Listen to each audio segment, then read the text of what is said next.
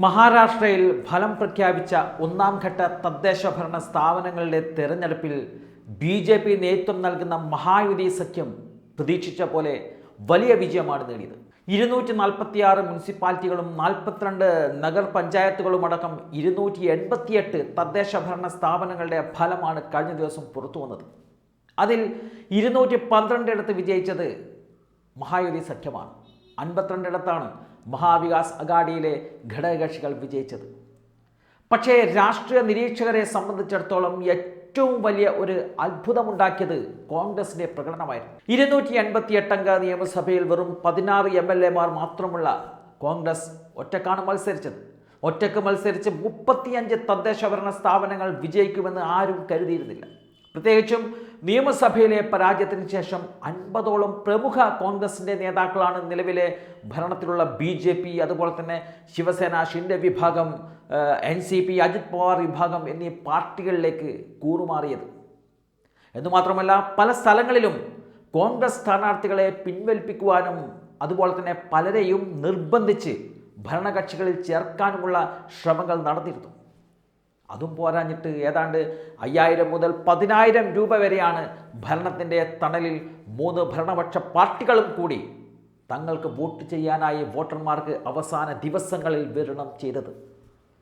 ഇതിനെയെല്ലാം മറികടന്ന് പ്രധാന പ്രതിപക്ഷമായി കോൺഗ്രസ് ഉയർന്നു വന്നത് വരാൻ പോകുന്ന കോർപ്പറേഷൻ, ജില്ലാ പഞ്ചായത്ത് തെരഞ്ഞെടുപ്പുകളിൽ എങ്ങനെ പ്രതിഫലിക്കുമെന്നുള്ളത് കാത്തിരുന്ന് കാണേണ്ട ഒരു സംഭവമാണ്.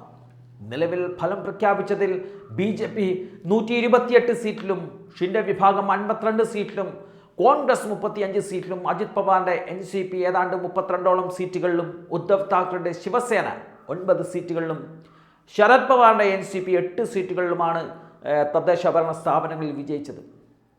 24 തദ്ദേശ ഭരണ സ്ഥാപനങ്ങളിൽ പ്രാദേശിക സഖ്യങ്ങളാണ് വിജയിച്ചിരിക്കുന്നത്. അതിൽ കൂടുതലും കോൺഗ്രസ് കൂടി ഉൾപ്പെട്ട പ്രാദേശിക കൂട്ടുകെട്ടുകളാണ് വിജയിച്ചിരിക്കുന്നത് എന്നതും ശ്രദ്ധേയമായൊരു കാര്യമാണ്. കഴിഞ്ഞ ഒരു വർഷക്കാലമായി കോൺഗ്രസിനെ തകർക്കുവാനായി ഭരണകക്ഷികൾ കൊണ്ടുപിടിച്ച ശ്രമമാണ് മഹാരാഷ്ട്രയിൽ നടത്തിക്കൊണ്ടിരിക്കുന്നത്. നേതാക്കന്മാരെ കൂറുമാറ്റിയും കൂറുമാറാത്ത നേതാക്കന്മാരെ പല കേസുകളിൽ പെടുത്തിയും കോൺഗ്രസ് പാർട്ടിയുടെ താഴെത്തട്ടിൽ നിർജ്ജീവമാക്കുവാനുള്ള കഠിനമായ പരിശ്രമമായിരുന്നു BJPയുടെ ഭാഗത്തുനിന്നുണ്ടായത്. അതിനെ മറികടന്ന് പ്രധാന പ്രതിപക്ഷമായി കോൺഗ്രസ് മാറിയത് സംസ്ഥാനത്ത് പാർട്ടിയുടെ വേരുകൾ ഇപ്പോഴും ശക്തമാണെന്ന സൂചനയാണ് നൽകുന്നത്. കോൺഗ്രസിനെ സംബന്ധിച്ചിടത്തോളം മാൻ ഓഫ് ദ മാച്ച് അത് ലെജിസ്ലേറ്റീവ് പാർട്ടി നേതാവായ വിജയ് വട്ടേഡിവാറാണ്. അദ്ദേഹത്തിൻ്റെ ജില്ലയായ ചന്ദ്രപൂരിൽ ആകെയുള്ള 11 തദ്ദേശ ഭരണ സ്ഥാപനങ്ങളിൽ 7ലും വിജയിച്ചാണ് കോൺഗ്രസ് അവിടെ മികച്ച മുന്നേറ്റം നടത്തിയിരിക്കുന്നത്. വിദർഭ, മറാത്ത്വാഡ മേഖലകളിൽ മികച്ച പ്രകടനം നടത്തിയ കോൺഗ്രസ് ഭരണകക്ഷികളുടെ പണാധിപത്യം കാരണം പലയിടത്തും ചെറിയ മാർജിനിലാണ് പരാജയപ്പെട്ടിരുന്നത്. പ്രതിപക്ഷത്തിന് വലിയ മുൻതൂക്കം ലഭിച്ചേക്കുമെന്നതായിരുന്നു തെരഞ്ഞെടുപ്പിന് തൊട്ടു മുമ്പുണ്ടായിരുന്ന വിലയിരുത്തലുകൾ. കാർഷിക ദുരിതം, ക്ഷേമനിധി പണമടക്കൽ വൈകിയത്, സാമ്പത്തിക പിന്തുണയുടെ അഭാവം സംബന്ധിച്ച് കർഷകരുടെ പരാതികൾ തുടങ്ങിയ അനുകൂല വിഷയങ്ങളുണ്ടായിട്ടും അവിടെ ഭരണപക്ഷം വിജയിക്കുകയായിരുന്നു. പണാധിപത്യം ഇവിടെ വിജയിച്ചു എന്നതാണ് ഇതേക്കുറിച്ച് കോൺഗ്രസ് പ്രതികരിച്ചത്.